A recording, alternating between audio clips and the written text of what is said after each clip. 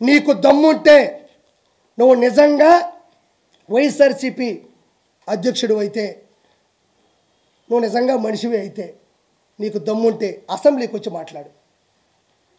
ఎవరన్నా చనిపోతేనో, ఎవరన్నా బాధలో ఉంటేనో అక్కడికి వెళ్ళి చనిపోయినోడేమో వైఎస్ఆర్సీపీ, చంపినోడేమో టీడీపీ అని మాటం కాదు. జగన్మోహన్ రెడ్డికి కలేజా ఉంటే, దమ్ముంటే, ఒంటరిగా గెలిచాను, ఒంటరిగా పోరాడాను, ముగ్గురు వచ్చి నా మీద పడ్డారు అంటున్నాడు కదా. నీకు దమ్ముంటే అసెంబ్లీకి వచ్చి మాట్లాడు. నీ దమ్మేంటో, నీ ధైర్యం ఏంటో అసెంబ్లీలో తేలిపోతుంది. ఎందుకు అసెంబ్లీ నుంచి తప్పించుకుంటున్నావు? నిన్ను ఎవరన్నా కొట్టారా, ఎవరన్నా తిట్టారా? నిలదీస్తారు. ఆ రోజు చంద్రబాబు నాయుడు గారు సత్యమణి భువనేశ్వర్ గారిని పట్టుకొని మీ వంశీ మాట్లాడుతూ ఉంటే చక్కగా నవ్వుకోలేదా? జగన్మోహన్ రెడ్డి భువనేశ్వర్ గారిని పట్టుకొని నిండు సభలో అసెంబ్లీ సాక్షిగా వల్లభనేని వంశీ ఒక అతి పెద్ద తప్పుడు మాట మాట్లాడినప్పుడు అందరూ ఖండించారు. వైఎస్ఆర్సీపీలో ఉన్న సామాన్య మనుషులు కూడా ఖండించారు కాబట్టి 11 సీట్లు వచ్చినాయి. నువ్వు ఈరోజు దేనికి భయపడుతున్నావు? వాళ్ళు నీలాగా మీ ఇంట్లో ఆడవాళ్ళని అనరు.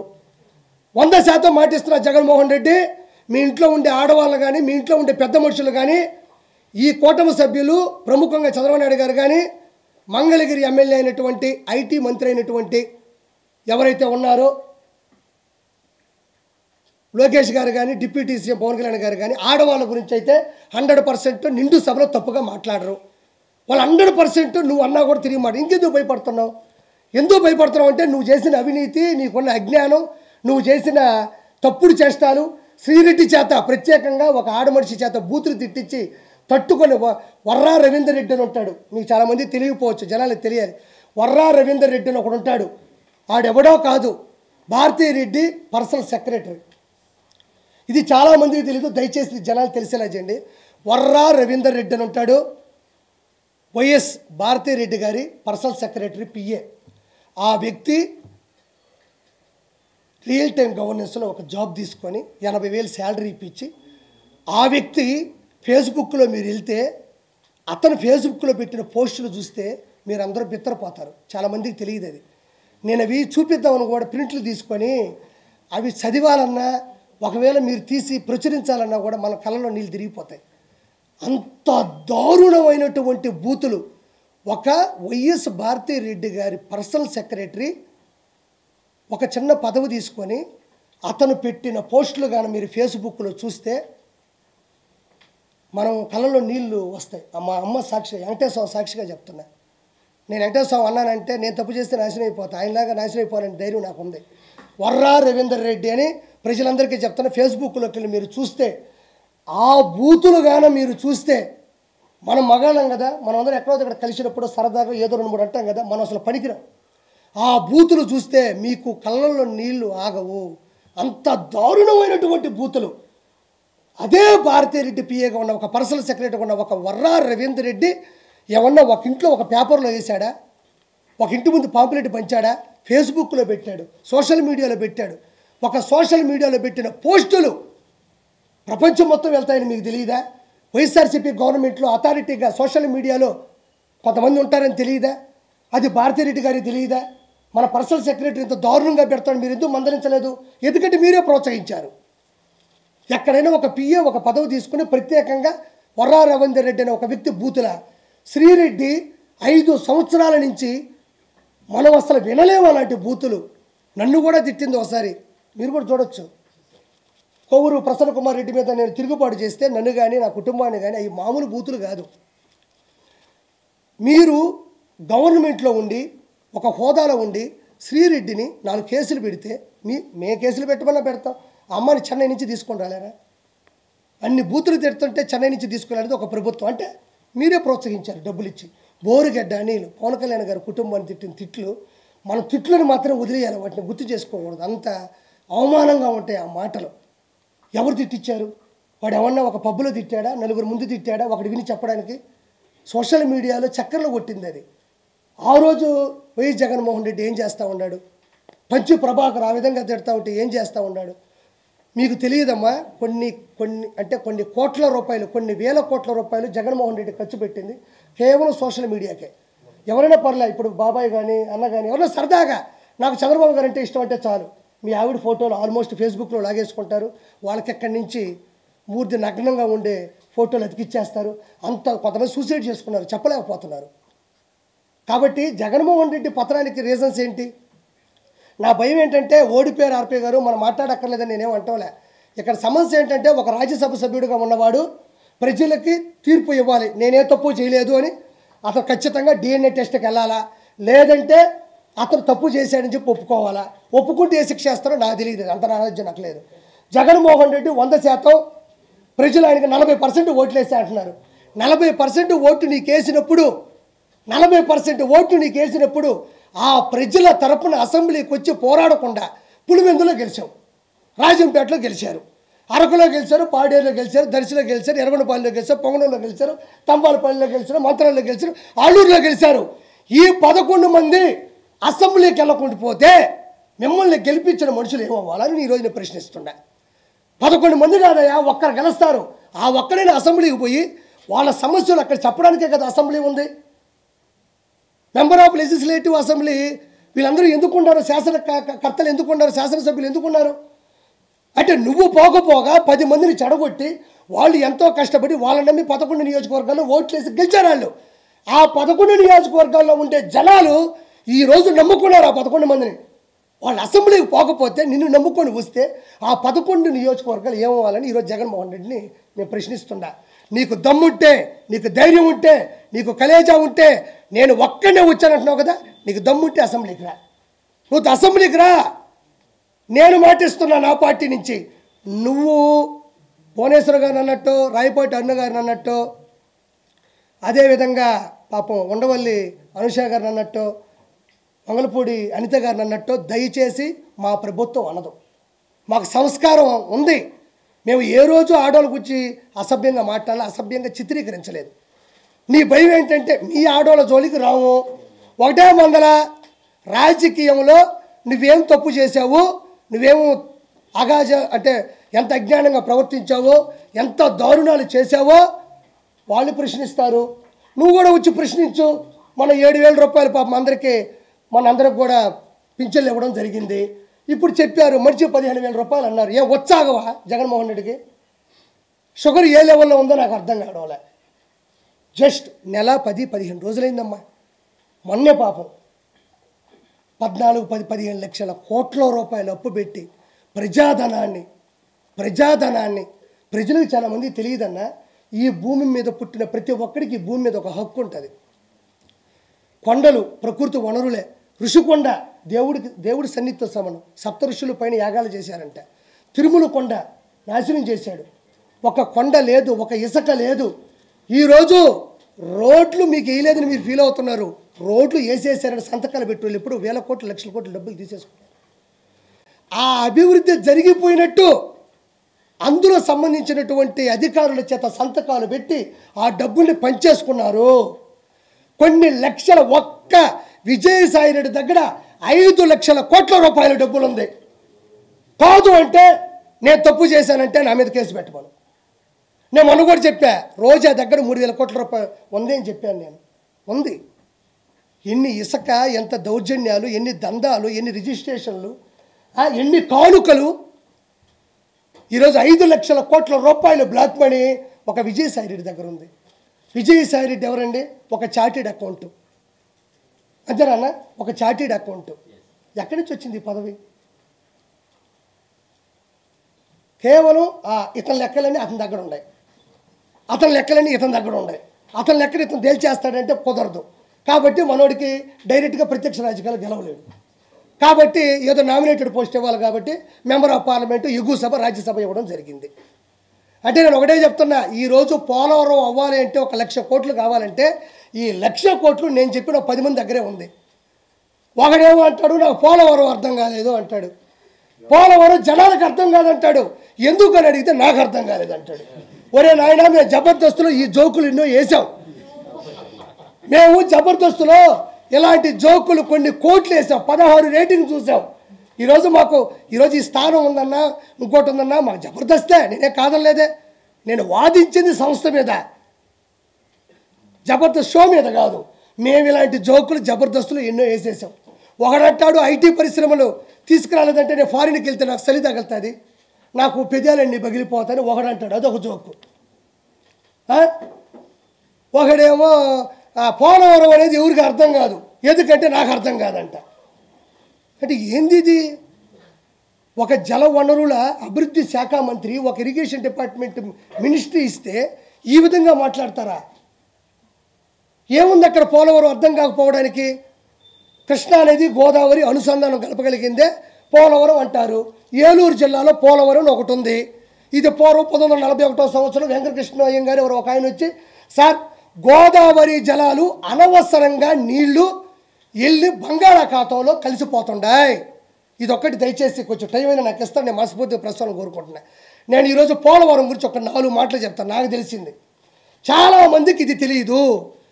పోలవరం అంటే ఏమీ లేదండి, ఏమీ లేదన్న విషయం వైఎస్ఆర్సీపీకి కూడా తెలుసు, ఎందుకంటే డబ్బులన్నీ ఎత్తేసారు. ఏమి ఉన్నదాడా, ఏముంటుందా?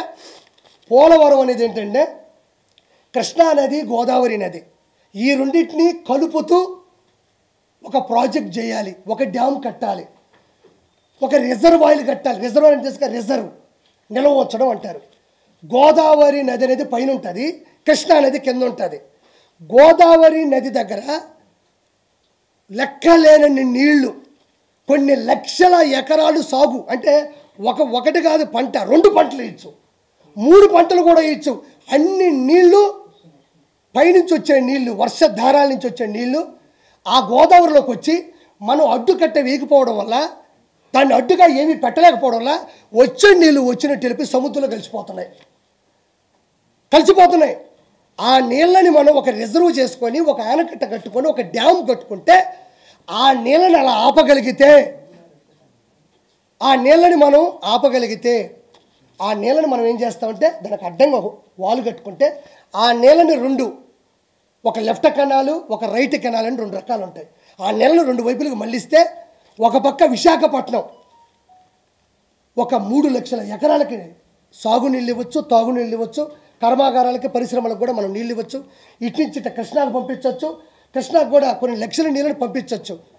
అంటే నీళ్లు ఎక్కువగా ఉన్నటువంటి గోదావరి నుంచి నీళ్లు తక్కువగా ఉండే కృష్ణాలో పంపించి ఆ నీళ్ళని ప్రజలకి పంచడం.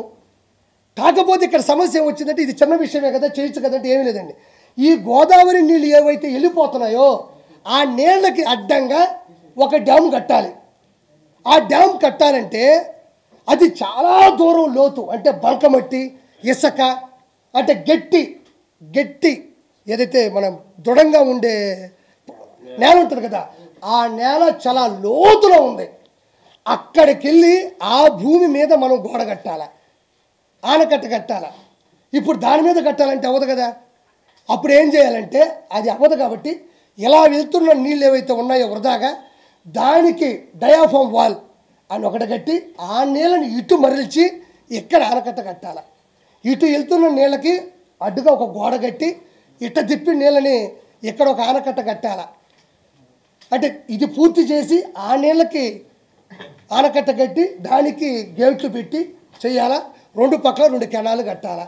ఇది అర్థం కాకపోవడానికి ఏముంది ఇట్లా అర్థం కాకపోతే ఇటు పోయి నీళ్ళు ఇటు ఆపినావు, ఆ నీళ్ళు ఎటు తిప్పినావు, ఈ ఆనకట్ట కట్టావు, గేట్లు ఎత్తినావు, నీళ్ళు పోయినాయి, కృష్ణాకి ఇటు పోయినాయి. ఇది ఇట్లా ఆలోచించడానికి ఏముంది, అర్థం కాకపోవడానికి ఏముంది?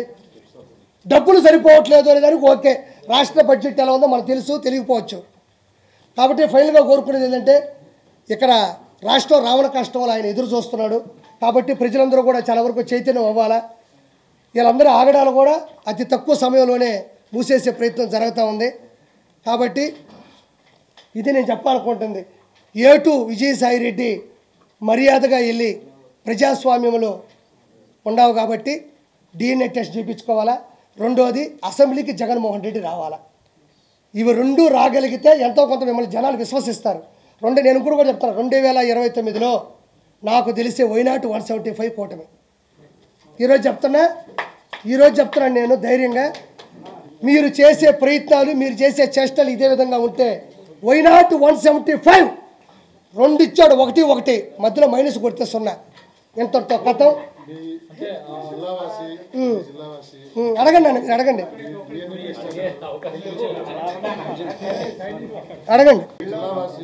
సార్ చూడండి, సరే సార్. సైలెన్స్ ఉండాలా? జిల్లావాసి అది DNA టెస్ట్కి కావచ్చు, మిగతా దేనికి ఒప్పుకోవట్లేదు, ప్రమాణం అయితే చేస్తారు. మీకు కూడా బాధ్యత జిల్లావాసి కాబట్టి పర్సనల్గా కలిసి DNA టెస్ట్ మా ఇద్దరికి కదా ఉందనే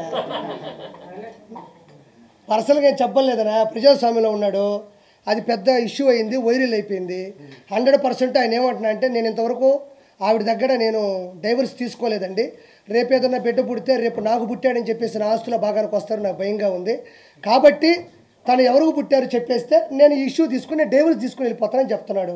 నాకు ఆస్తులు అంతస్తులు ఏమొద్దు వద్దంటున్నాడు.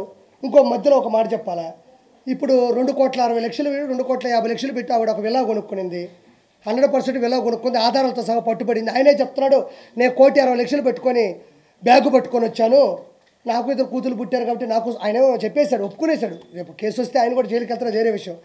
1,60,00,000 బ్లాక్ మనీ విజయసాయిరెడ్డి ఇస్తే మొగుడు తీసుకెళ్ళి ఇచ్చాడు, అందులో 60,00,000 సతీమణి సునంద గారు ఇచ్చారంట. ఆయన ఒప్పుకుంటున్నాడు. విజయసాయిరెడ్డి ఇంట్లో 60,00,000 రూపాయలు బ్లాక్ మనీ మదన్ మోహన్ గారికి ఇచ్చారంట. ఇదొక కేసు తేలాలా? ఇది ఇప్పుడు ఏంటంటే ఎవరికి పుట్టారు, ఏ పిల్ల పుట్టి, ఈ కాదు ఇప్పుడు ముఖ్యం. ఇందులో తేలాల్సిన నిజాలు ఏంటంటే 1,60,00,000 రూపాయల బ్లాక్ మనీ విజయసాయిరెడ్డి ఎందుకు ఇచ్చాడు, ఎలా ఇచ్చాడు, ఎవరి ద్వారా ఇచ్చాడు ఒకటి కావాలి.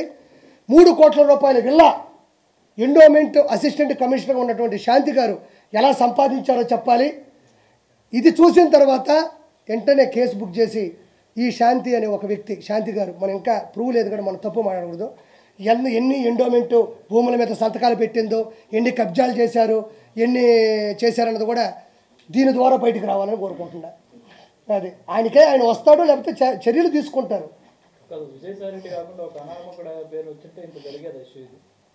ఒక అనామకుడు